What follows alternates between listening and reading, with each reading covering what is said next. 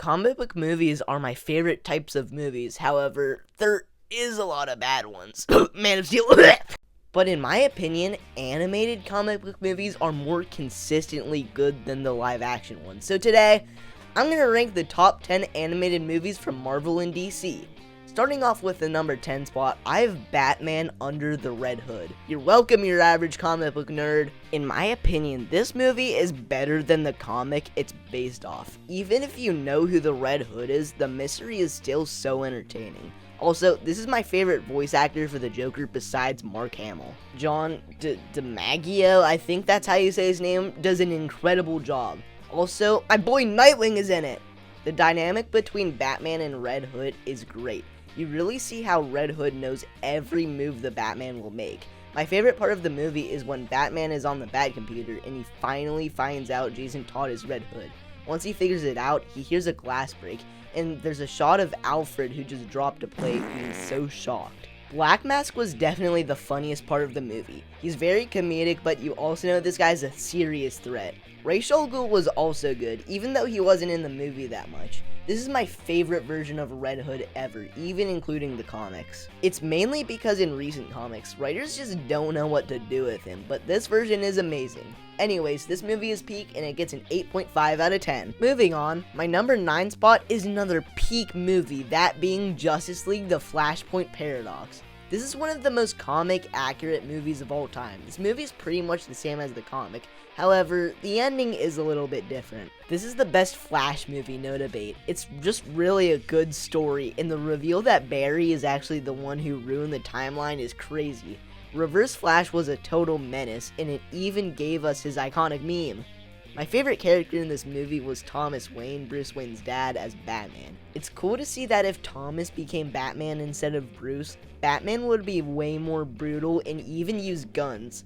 I thought the war between Wonder Woman and Aquaman was a very cool way of showing how terrible this universe is, and the ending with Bruce reading his dad's letter is so good. If I had to give this movie one complaint, I would say that I feel like some characters like Superman and Captain Atom are just a little too buff, but it doesn't really bother me that much. So, I really like this movie, which is why it gets an 8.5 out of 10.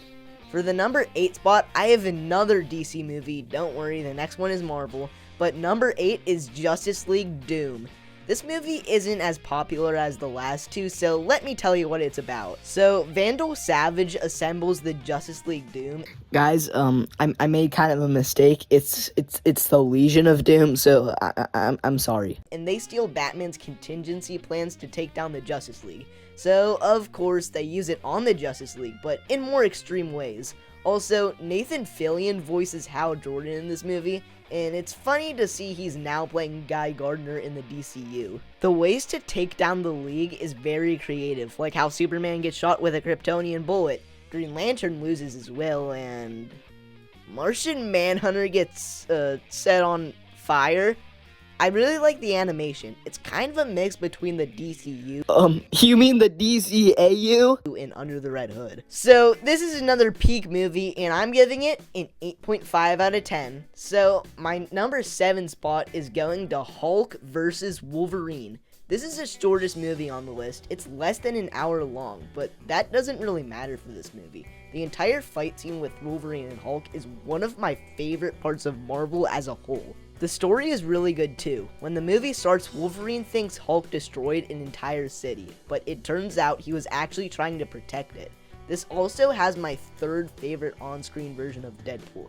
First place is Ryan Reynolds, and second place is Lego Marvel Superheroes. This movie also shows the origin of Wolverine, and it does take you out of the movie a little bit since it comes out of nowhere, but I did like the scene. The Hulk is amazing in the movie, and it shows you he's more than just a beast. Also, I love the scene where Hulk kills all of the X-Force. That was straight fire. Well, that's another peak movie, and I'll give it a 9 out of 10. So, number 6 goes to Batman: Mask of the Phantasm. This is one of my favorite Batman movies, and it's almost perfect. It also helps that this is basically just a longer episode of Batman the Animated Series. The Phantasm is such a good villain, and the character gets better when the Joker gets involved in the story. In my opinion, I like the mystery of the Phantasm more than the mystery of the Red Hood because I didn't know who the Phantasm was before watching. This movie also has a lot of flashbacks to Batman's earlier years, and it makes this movie important to the DCAU, especially since Phantasm appears in the Justice League Unlimited Season 2 finale. This also has the best Batman and Joker fight in the DCAU if you're not counting Terry McGinnis' Batman. So I'm giving this movie a 9 out of 10. Now, starting off the top 5, I have the Lego Batman movie. I love how this movie pokes fun at the character of Batman, and there are so many references. The opening fight is just peak Batman. It's so good. The Joker and all of the other villains are so fun, and I love how near the end we see tons of villains from pop culture such as Dracula and Sauron. Robin in this movie was very funny, Barbara Gordon was pretty good, and Alfred was peak. This movie also has a good start to the Bat family. I don't think there should have been a sequel for this movie, but if there was, I wouldn't be mad. Will Arnett does an amazing job as Batman, and the action is great. The animation is even better than the Lego movie, and I love how it feels like a stop motion. So, I'm giving the Lego Batman movie a 9 out of 10. It's time for number 4, and I have yet another Batman movie, that being Batman Beyond: Return of the Joker. I'm a really big fan of Batman Beyond, and this is one of my favorite stories in the DCAU. My dog's making noise. This is also my favorite performance of Kevin Conroy as Batman. We don't just see the old version of him, we also see a flashback of his prime. The Joker was amazing. Bruce's rogues don't appear in Batman Beyond that much, but when they do, it hits. The whole flashback sequence with Bruce as Batman and Joker making Tim a kid Joker is my favorite part of the movie. It was absolutely bonkers when Tim Drake killed the Joker. Later, that pays off when you realize Tim Drake is Joker.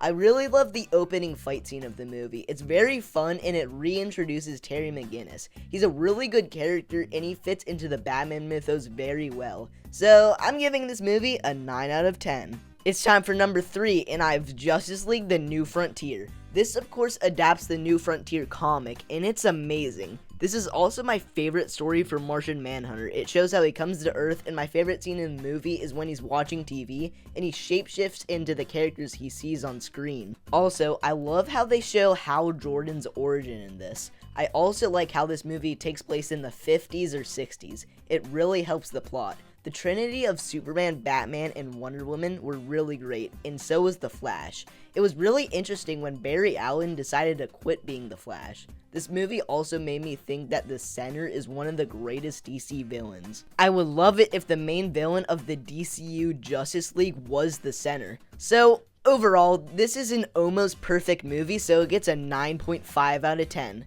So, I think you know what the top 2 movies are, but before that, this video is sponsored by, wait a minute. I don't have a sponsor.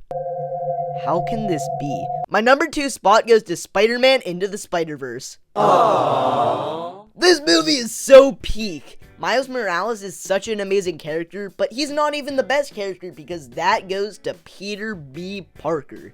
The What's Up Danger scene is one of the greatest scenes in cinema. Besides Daredevil, this probably has the best on-screen version of Kingpin. He is a very entertaining character, and I have to talk about the other Spider-Man variants because they were all very enjoyable. Of course, you got Peter B and Spider-Gwen, but my 2 favorites were Spider-Ham and Spider-Man Noir. Also, the theme song for the Prowler is peak, but you probably know that by now. The actual Prowler is one of the best movie Spider-Man villains. It was also fun seeing Miles finally unlock the full potential of his powers. The humor is also very entertaining. So yeah, Into the Spider-Verse gets a 10 out of 10! Alright, you know what first place is, so let's just...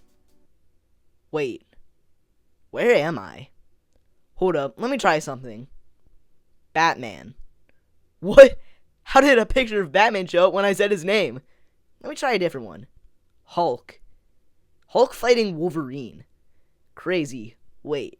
I have an idea. Batman smacking Damian Wayne. Number 1 goes to Spider-Man Across the Spider-Verse. Aww. This is one of the greatest movies of all time. First up, I want to talk about the Spot because he was really good. I love how he can create portals to anywhere, and I can't wait to see a more powerful version of him in Beyond the Spider-Verse. The Spider variants were just as good as the ones in the first movie. Spider-Woman was alright, Spider-Man India was very funny, we didn't get much of Scarlet Spider, but I did like his design. Spider-Man 2099 was so good, but the standout was Spider-Punk. What an amazing character, but speaking of characters, Miles was even better in this movie. When everyone tells him his dad needs to die, he's like, nah, I'm gonna do my own thing. Also, the animation is even better than the first movie. In the first movie, it had some of the best animation of all time. Well, this is a perfect movie, and it gets a 10 out of 10.